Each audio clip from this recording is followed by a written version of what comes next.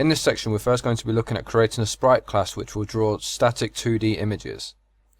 Then we'll move on to creating an animated sprite which will play an animation. Next, we'll look at creating a text displayer which we'll use to display dynamic text. And then finally, we'll implement scenes, which will be a class that will hold many drawables for a game. Hello everyone, section 3, titled Creating a Sprite. In this video, we're first going to create the Sprite class, and then we're going to update BaseGame so that we can load any of the content for the game. And then finally, we'll be drawing our first sprite. A sprite is a 2D image that we will use to display an image in our game. The sprite that we will create will need to have functionality to scale, rotate, and translate. So, let's start by creating the class. Go to your Solution Explorer. In engine.shared, in graphics, go to the drawables folder and add a new class. Call the class Sprite. First, we're going to make this class extend the drawable class. And then we're going to start adding the fields. We need to be able to position the sprite, so we're going to add a vector 2 for the position as well as another one for the offset.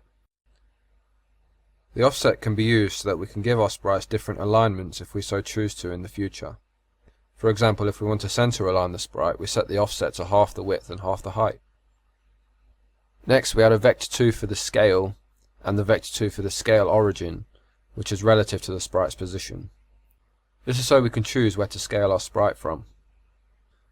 Then we need two more fields, a double for the rotation and a vector 2 for the rotation origin. Next, we're going to add some matrices and some flags to check if they are valid. This is so we only create the matrices when we need them. First, add three booleans, one for the scale matrix, one for the rotation matrix, and one for the translate matrix. Then add the matrices themselves, the scale matrix, the translate matrix, and the rotation matrix.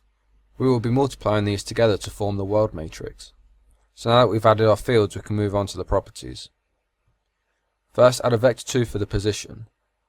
The get will return the position, but the set will set the position and set the world view projection matrix to invalid as well as a translate matrix. Next, add another property for the offset. Similar to the position, the set will set the offset, set the world view projection matrix to be invalid, and set the translate matrix to be invalid. Next, we add a property for the scale, which in the set sets the scale, sets the world view projection matrix to be invalid, and sets the scale matrix to be invalid. Then add a property for the scale origin, which also sets the scale matrix to be invalid. Finally, we need to add the properties for rotation. So add the rotation property, which sets the rotation matrix to be invalid, and set the rotation origin property, which sets the rotation matrix to be invalid as well. Next, we're going to add a constructor for the sprite. The constructor is going to have arguments for the canvas, the Z order, and the texture, and it will pass it down to the base. Then, in the body of the method, we're going to set the default position, rotation, and scale, and we're going to set the world view projection matrix to be invalid. Now we need to add the abstract functions from drawable. Start with the generate indices method. In here, we're going to return 6 values which will tell OpenGL which order to draw the vertices in. The indices are defined as two triangles in an order of 0, 2, 1 and 0, 3, 2, which is a counterclockwise order. These values refer to the order which we've defined the vertices. Next, we're going to override the generate vertices method where we will create our vertices. In the body of this method, we're going to define a list of vertices and return the list. We're going to define 4 vertices. The vertices are drawn at 0, 0 and moved to the correct location using the world view projection matrix. The indices we defined above refer to these vertices. Finally, we're going to override the update world view projection method. In here, we're first going to check if the scale matrix is invalid, and if it is, we're going to create a new scale matrix. To do this, we're first going to create a translation to the reverse scale origin. We then multiply this by a scale matrix with the scale values, before translating it back to the scale origin. Once we've created the matrix, we set the scale matrix invalid to be false. Next, we do the same with the rotation matrix, where we create a translation to the reverse of the origin, and then we create a rotation around the z-axis before translating it back to the rotation origin. We then set the rotation matrix invalid to be false.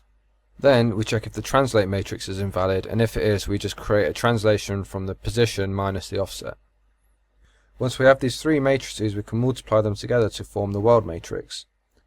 So after the translate matrix has been defined, set the world matrix to be the rotation multiplied the scale multiplied the translate. Then return the world matrix multiplied the VP matrix. So now that we've finished our sprite class, we need to test the code, but first we need to create calls to load content on game so that we can load the graphics for our games. First, go to your Solution Explorer and in Base, open up BaseGame. In here you want to create an abstract void called load content. Now we'll need to add calls to this method for Android and iOS. Let's start with Android, so go to your Solution Explorer and in engine.android, open up the custom GL view. Then in custom GL view, go down to the createFrameBuffer method. In this method, after the base.createFrameBuffer, delete the return. Then after the try catch, add a call to GameInstance.loadContent. Now let's update iOS. Go to engine.ios and open up GameView. In here, go down to the createFrameBuffer method. And after the try catch, call GameInstance.loadContent. So now let's add a few test graphics to try and draw them. Go to Windows Explorer and go to your project solution, then go to Assets. In here, create a new folder and call it Graphics. In here I'm going to put 3 images that I created previously. Then go back to Visual Studio. In here go to your Solution Explorer and then go down to game.android. In the Assets folder, go to the Contents folder and add a new folder. Call it Graphics. Then right click the folder, click on Add and select Existing Item. Navigate to where you just created the items. So go to the project root, Assets, Graphics, and select the 3 graphics. Click on the drop down next to Add and select Add as Link. Then select the 3 files, and in the Properties, set the build action to Android Asset, and set Copy to Output Directory to Copy if newer. For Android, you need to make sure the build action is set to Android Asset.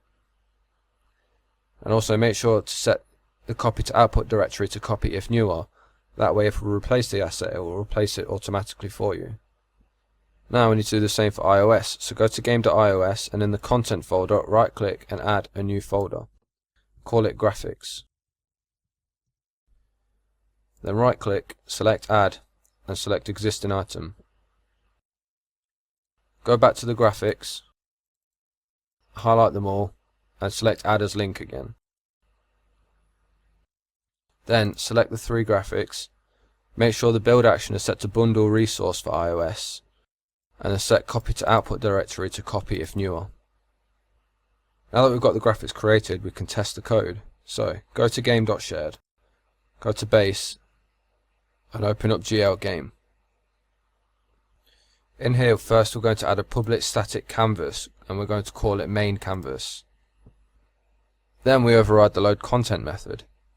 In this method, we're first going to create the main canvas. We're going to create a new camera and set it to vector2 0 and set the dimensions to be the target dimensions.